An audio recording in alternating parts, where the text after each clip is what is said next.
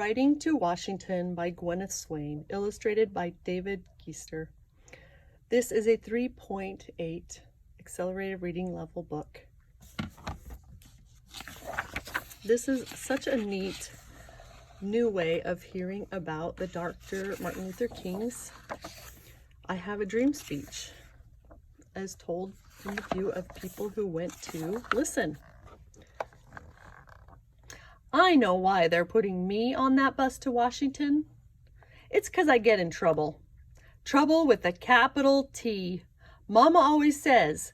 Most times she says it with a smile in her eyes. Other times, like when I slam the screen door by accident and wake up the twins, well, those times I have to look hard to find her smile. Daddy doesn't want me to go with him on that bus to Washington, but it sounds like I'm going anyway. A whole lot of people are going to hear Dr. King speak, he told Mama one night, late when he thought I was sleeping. I don't like the idea of taking Janie. She's a Spitfire. You know what Spitfire means? I think it means I spit fire. Guess that's Daddy's way of saying I'm trouble. Honey, Mama told Daddy, that girl makes more mischief than I can bear. What with the twins teething? So that's how I ended up riding to Washington. Hundreds of miles from home. I knew why I was going, but I wasn't sure why Daddy was. We don't have coloreds or black folks living in our part of Indianapolis. I don't see many at all, except on TV. Blacks on TV live mostly in the South. They get sprayed at with fire hoses and nipped at by police dogs. But Daddy knows a whole lot of coloreds here from work. I think that's why Daddy's going to Washington, to hear Dr. Martin Luther King speak, because he thinks we should all work together. But Daddy just says, we'll see history, Janie. History. I study history in school, and believe you me, it's not exciting. Neither is leaving Indianapolis. On Tuesday at the Walker Theater downtown, a bunch of old buses waited for us. They had names on them like Crispus Atticus School and Roland Grove AME Church. Everyone getting onto them was dressed like it was the first day of school or Easter Sunday. I figured I was in trouble again, wearing my favorite overalls. But Paul Taylor from Daddy's painting crew just smiled at me. Nice to meet you, his wife said. She had a hat like Mrs. Kennedy wears and a suit to match. Your overalls look comfy, she said, winking. She was right. There were old people mixed with young people, preachers mixed with farmers, and me and Daddy, and just a few other whites mixed in with a whole bunch of coloreds, more than I'd ever seen in one place. I was glad when it was finally time to get on the bus. I pressed close to Daddy, even in the heat.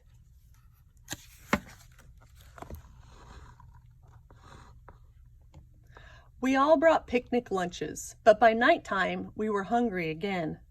We stopped 1, 2, 3 times.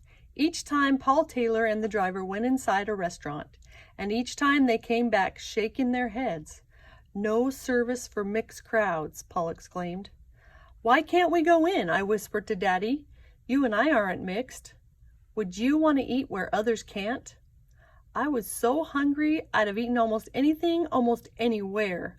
But maybe Daddy was right. Maybe it's best to stick together. Still, I wondered about the coloreds.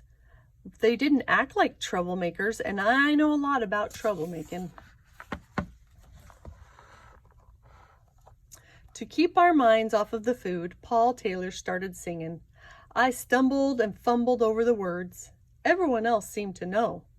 This little light of mine, I'm gonna let it shine. This little light of mine, I'm gonna let it shine. We drove across farm fields and through cities, over rivers and mountains. The roll of the wheels put me to sleep until we lurched to a stop. We were at a gas station. Daddy's watch said it was nearly midnight. Mrs. Taylor walked to the front to ask the driver a question. I only heard his answer. "No, ma'am," he told her. "I can't let you off here." She stared at the sign over the restroom door. "No coloreds," it read. She sniffed in disgust. "I'm going," she said. Her voice made me rise to my feet. Suddenly, I needed to go too. "Sir," I told the driver, "I gotta go." "You could be getting yourself in trouble, young lady," the driver warned. "I gotta go," I said. Mrs. Taylor and I walked arm in arm into the station, where a skinny boy not much older than me was trying to stay awake behind the counter. "Young man," Mrs. Taylor said, "we would like the key to the ladies' room, please." Her voice was so strong and clear it woke that boy right up. He looked at one of us, then the other. I can't let you in there," he told Mrs. Taylor. Her arm stiffened in mine. "Yes, you can," I said. They both looked down at me, startled. Okay. "Sure," I went on. "It's like my mama and daddy always say. You got a choice to do the right thing or not." I didn't say that they usually told me that right after I'd gotten into trouble. The boy blinked, confused. I kept on like I was talking to a friend. "Mama says I make a lot of wrong choices, but I think letting us in would be the right one now." The boy's cheeks flushed red. He coughed. Then he looked the other way and shoved the key across the counter like he'd mislaid it, right in plain sight. In the bathroom, there was a machine with a long towel looped out of it. I reached up to yank on it as hard as I could to see how much towel was inside, but I stopped short. Mrs. Taylor gave me a look as she straightened her hat. When we took the key back, our thank yous overlapped. The boy tried to look busy. He didn't have a "you're welcome" to spare for us. Mrs. Taylor was singing as we pulled back onto the road. "Get on board, children, children, get on board, children, children, get on board, children, children, let's fight for human rights." This time the words made sense and I sang along. It was just getting light when we finally parked in a field. Never in my life had I seen so many buses. It was like the biggest baseball tourney you could imagine, only we were all rooting for the same team. "Morning," Mrs. Taylor called to me as we left the bus. "Fine weather," Daddy said to no one in particular. None of us looked like we'd been riding on a bus for a day and a night. We all looked as if we'd just woken up to a day we'd been dreaming about.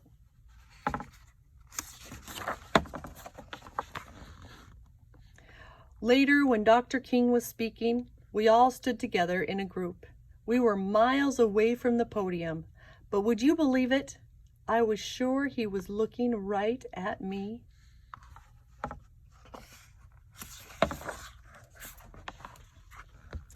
Dr. King's speech sounded fine. The way he said it was just like music. But I wondered to myself, why is he telling me about his dreams? What has it got to do with me? Then I felt a hand resting soft on my shoulder. Mrs. Taylor gazed at me, tears streaming down her face.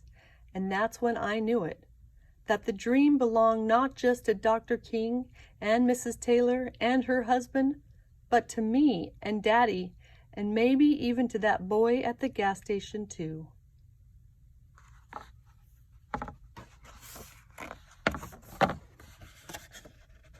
The end.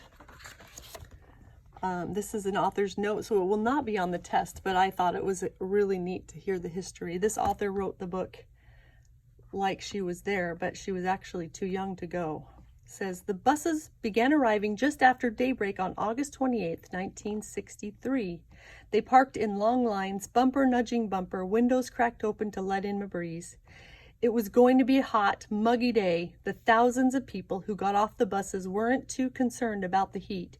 Even though many hadn't slept much the night before, they weren't especially tired. The way my father remembers it, the mood was festive and there was a feeling of peace. My father and grandfather, both white men from South Central Indiana, rode the bus to Washington to hear Dr. Martin Luther King Jr. and others speak on that August day. I was only 2 years old at the time, but I have long wondered what it might have been like to be a child at that great march on Washington. In the history books, the March on Washington is best remembered for Dr. Martin Luther King's historic I Have a Dream speech. But those who arrived by bus had already made history before King stood before the crowd of over 200,000 at the Lincoln Memorial. The moment they boarded those buses in Indianapolis, Memphis, Chicago, and other cities across the country, these people, black and white, Christian, Muslim, and Jew, had begun to realize a dream of coming together in peace. And on that morning in Washington, D.C., they and their dream arrived.